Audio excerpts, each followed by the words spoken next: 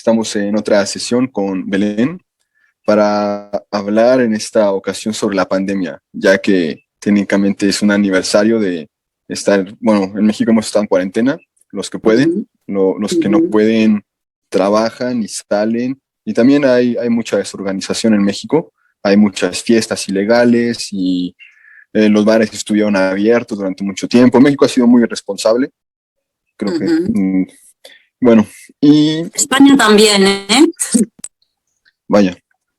Entonces, bueno, ha sido difícil para todos y creo que es algo que se tiene que hablar, lo que se está viviendo en la pandemia, y también es algo de lo que se necesita pensar y tener un diálogo. Yo quería abrir este diálogo con este meme que recientemente encontré en redes sociales, Los humanos son virus, que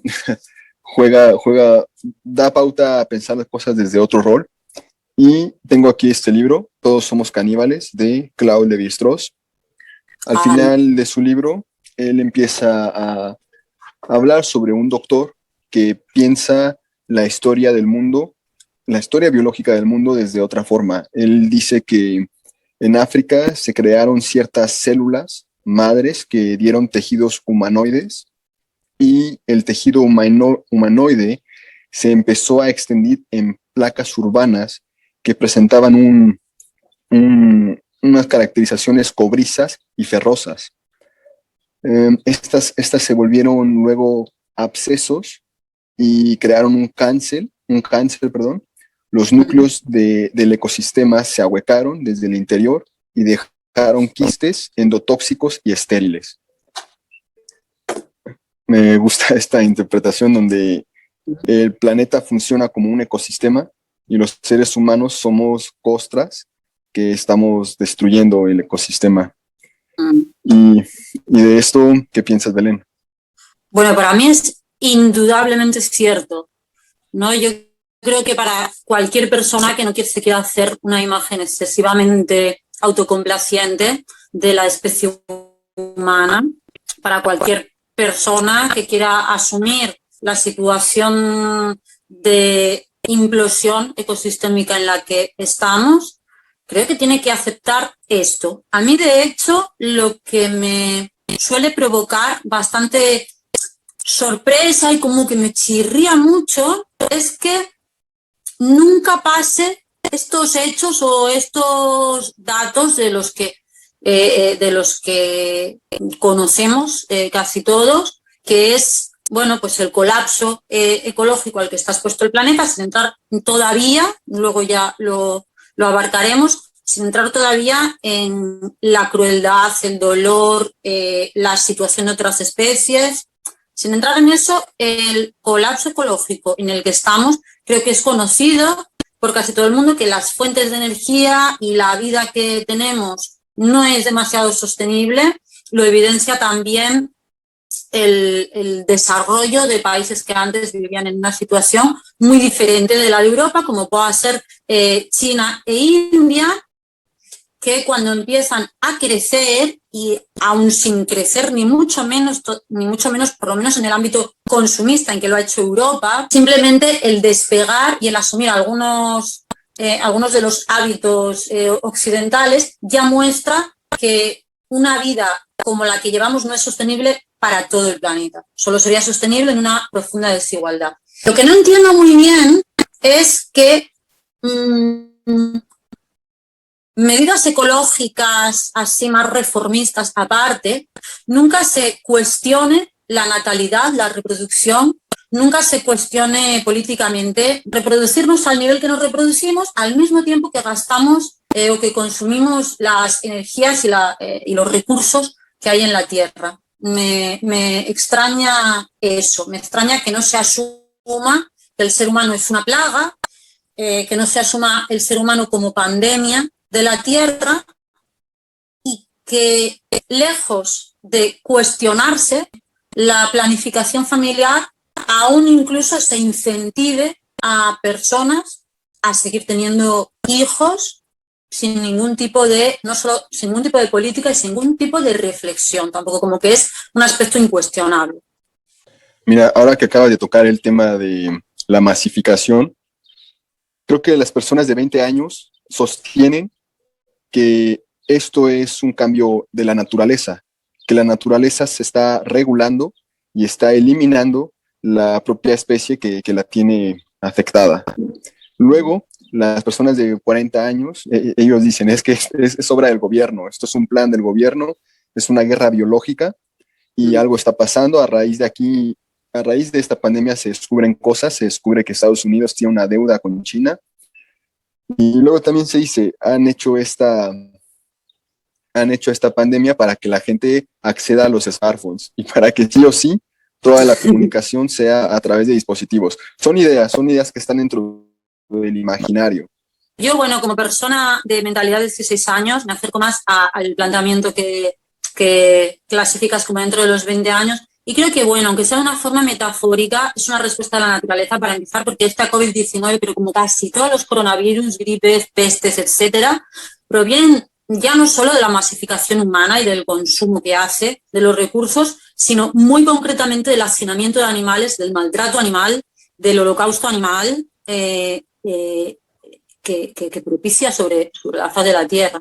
Entonces creo que cuando todas estas enfermedades provienen de esas industrias, de esos hacinamientos, bueno, sí que es verdad que se puede leer como una cierta justicia poética, más cuando las cuarentenas dieron la oportunidad a otras especies animales de respirar un poco. Antes de que pasemos al tema de la película, me gustaría, simplemente así como de forma muy rápida, hacer referencia a una forma de ecología profunda o de veganismo profundo que ya no cuestiona solo la alimentación, sino también lo que antes decía, plantearse si la especie humana debe seguir procreándose, al menos de esa forma como inconsciente y reflexiva con la que lo hace.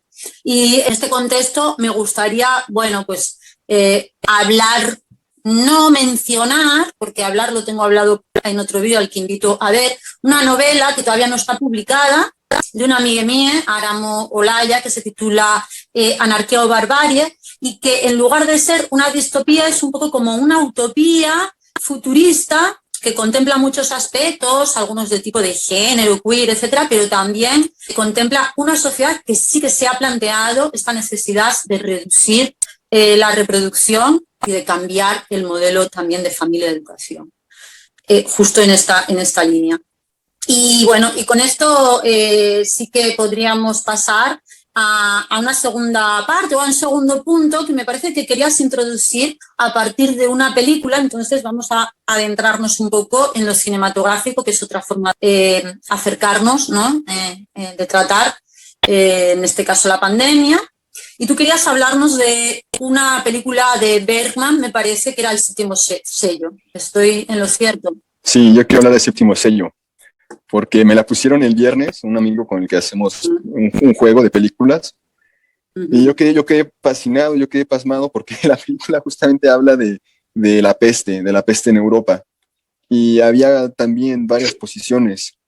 Estaban los que creían que esta peste la había mandado Dios, y se dedicaban todo el día a alejarse de los vicios, latillándose y haciendo una carabina por diferentes ciudades para quitar los pecados de la carne.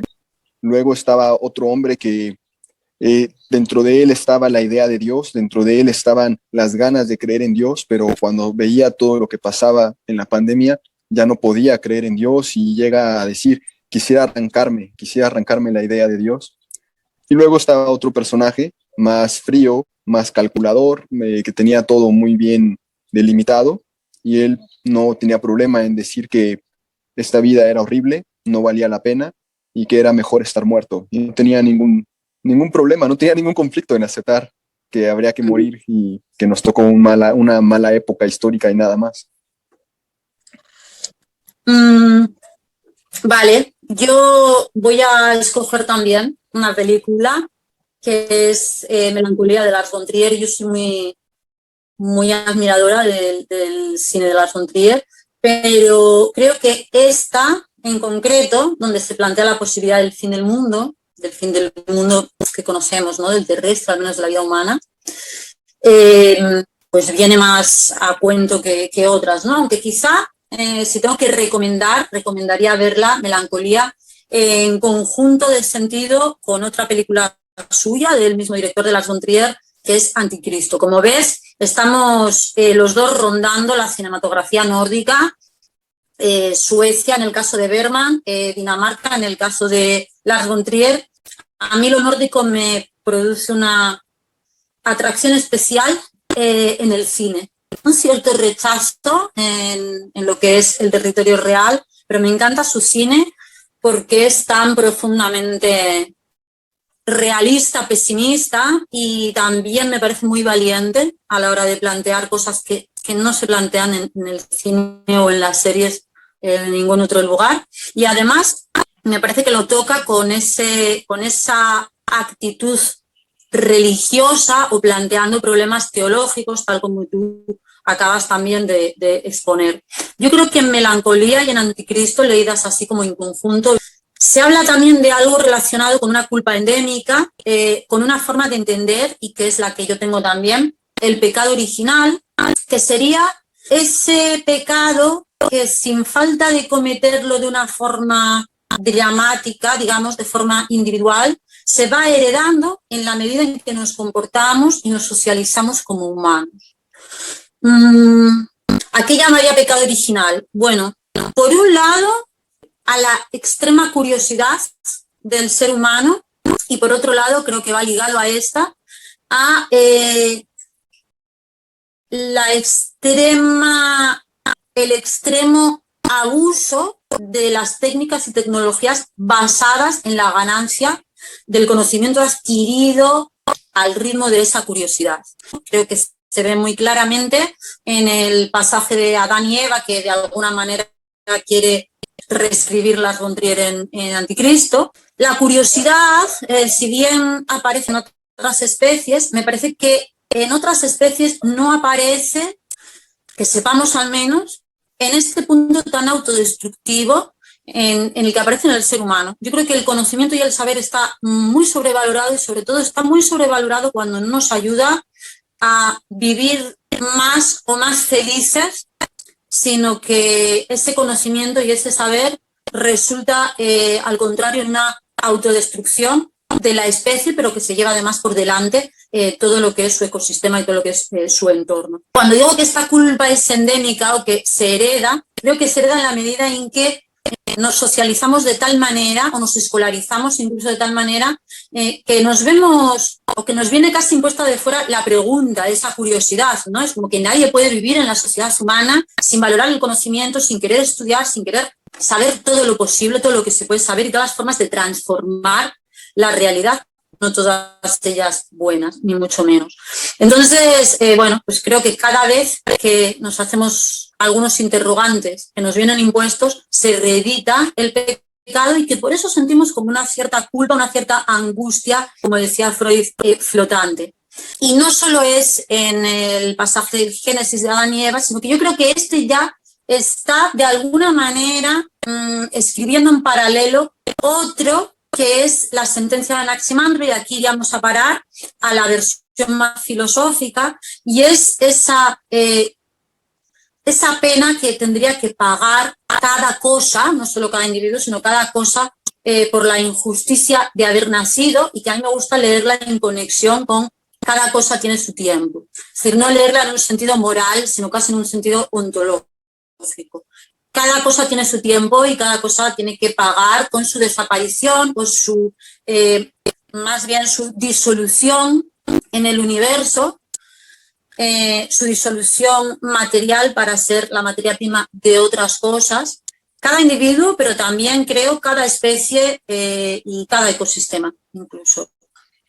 He recordado la breve explicación de Sileno cuando le preguntan qué es para ti la vida, y Sileno simplemente dice es la peor de las suertes haber nacido. Y también de aquí voy a un libro de Alejo Carpentier que se llama El reino de este mundo. El reino de este mundo es un libro precioso en el que se plantea y se habla un poco de las colonias francesas en África, y cómo a través de la magia y a través de la hechicería, Macandal logra envenenar a una serie de pobladores y bueno, luego se hace la reproducción de la conquista en Latinoamérica, pero eso no es tanto lo importante, sino lo importante es que este libro eh, termina con una frase hermosa que dice, en esta vida es asombroso cómo a pesar de la plaga, es asombroso cómo se vive dentro de la plaga y el amor. Hay amor dentro de la plaga. Entonces vivimos en épocas de plaga y aún así pueden surgir cosas hermosas entre los seres humanos. Con esta frase yo quería terminar este video sobre la pandemia. Belén. Yo en todo caso lo único que querría añadir, ya que aparece el terreno literario, es no una reflexión, sino una propuesta a la reflexión.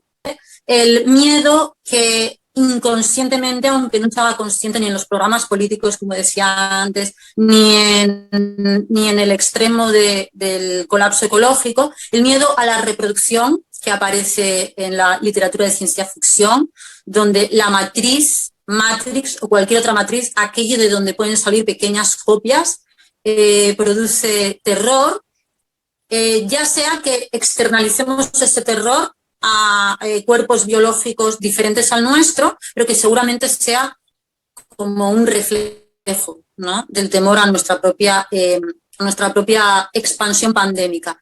Simplemente con eso y con lo que me sorprendió la etimología de pandemia, que la busqué, no siempre las busco, pero bueno, a veces, y que es simplemente pandemos, o sea, todo la ciudadanía, ¿no? El demos, que además son los ciudadanos. Entonces es simplemente algo de todos los ciudadanos. Podríamos entenderlo como enfermedad que padecen, pero también como enfermedad que suponen. O como idea que se hace todos. Sí, bien, también. Pues así terminamos este video sobre la pandemia y esperamos los comentarios. Yo los invito a que sigan a Belén en sus redes sociales. Abajo está el link de Belén. Y si les gustó este video, manita arriba. Sí. Hay que recordar que tienen que suscribirse, bueno, simplemente porque YouTube visibiliza un poco más y no nos borra de la faz de la tierra. Así que yo también os animo a que sigáis a Alejandro Rangel en su canal de YouTube, Palabra Convexa Virtual, y que dejaré también el link en la descripción. Bien, nos despedimos entonces. Chao. Chao.